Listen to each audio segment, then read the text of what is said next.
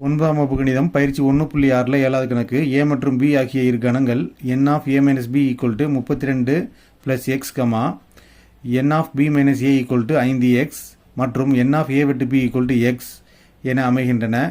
இத்தரவினை வெண்படம் மூலம் குறிக்கவும். n of a equal to n of b எனில் x இன் மதிப்பை காண்க அப்படின்னு கேட்டிருக்கு. இங்கே நம்ம ஒரு வெண்படம் வரைய போகிறோம். அப்போ அனைத்து கணத்துக்கு ஒரு செவ்வகம், a கணத்துக்கு ஒரு வட்டம், b கணத்துக்கு ஒரு வட்டம் நம்ம வரைந்து கொள்ளணும். இப்போ இந்த வெண்படத்தில் கொடுத்த தரவை குறிக்க போகிறோம். அப்போ n of a வித்தியாசம் b அப்படின்னா உங்களுக்கு தெரியும். a வித்தியாசம் b அப்படின்னா b அல்லாத ஏயின் உறுப்புகள். அப்போ பியை நம்ம மறைச்சிக்கிட்டோம் அப்படின்னா இந்த இடத்துல நமக்கு a வித்தியாசம் b வரும். அப்போ 32 + x.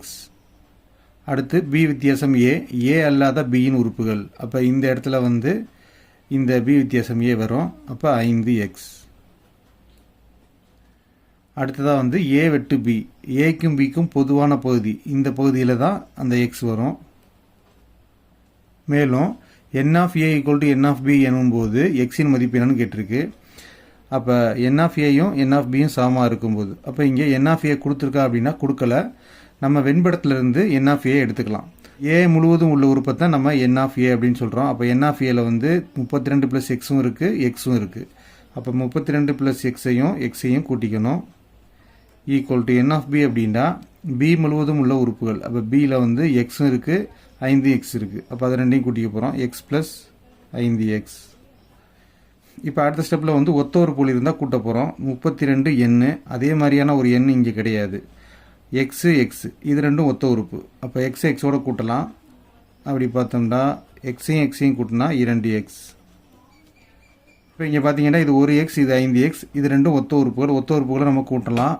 அப்போ 1xஐயும் 5xஐயும் கூட்டினா 6x.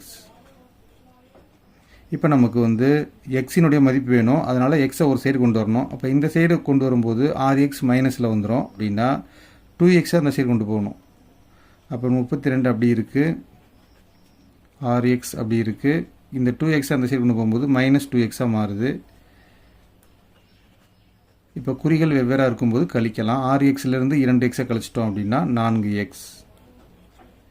இப்போ நமக்கு x தான் தேவை. இந்த 4 இந்த சைடு கொண்டு வரணும். அப்போ பெருக்கல் உள்ள 4 இங்கிட்டு வரும்போது வகுத்தலாம் வரும். 32/4 = x. இதை நம்ம 4ஆல் வகுக்க போகிறோம். அதுக்கு 4ஆம் ஏற்பாடு சொல்ல போகிறோம். 1 4 4, 2 4 8, 3 4 12, 4 16, 5 20, 6 24, 7 28, 8 32. அப்போ இதை வகுத்தோம்னா 8 விடை வருது. அப்போ 8/1 8ன்னு எழுதலாம். அப்போ 8 = x. இதை ரிவர்ஸ் பண்ணிட்டோம் அப்படின்னா x = 8 அப்படின்னு கிடைக்குது. அடுத்து 8வது கணக்கு.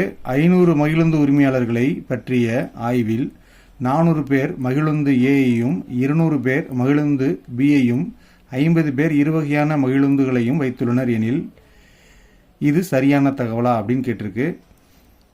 இப்போ இங்கே மொத்தமாக ஏதேனும் ஒரு மகிழுந்து வச்சுக்கிறவங்க 500 பேர். அப்போ 500 பேர்கிட்ட மகிழுந்து இருக்குது அப்படிங்கிற தகவல் கொடுத்ததுனால அதை n of a சேர்ப்பு b = 500ன்னு எழுதிக்கிறோம்.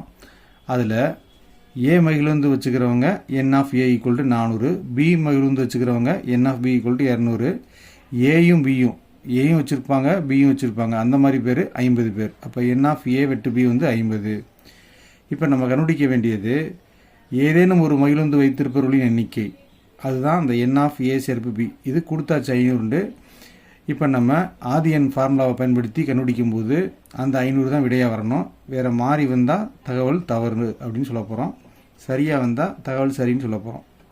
அப்போ n of a சேர்ப்பு b கண்டுபிடிக்கலாம். அப்போ n of aக்கு பதிலாக 400, n of bக்கு பதிலாக 200 மைனஸ் n of a வெட்டு bக்கு பதிலாக 50. இப்போ குறிகள் சமமாக இருக்கிறத கூட்டிக்கோங்க. 400ஐயும் 200ஐயும் கூட்டினா 600 - 50. இப்போ குறிகள் வெவ்வேறாக இருக்குது, அதை கழிக்கிறோம். 600லேருந்து 50 கழிச்சா 550. அப்போ n of a சேர்ப்பு b 550 அப்படிங்கிற விடையை கொடுக்குது. ஏற்கனவே n of a சேர்ப்பு b 500 அப்படின்னு புக்கில் கொடுத்துருக்கு. ஆனால் நமக்கு வந்த விடை 550. அப்போ இது சரியான தகவல் அல்ல.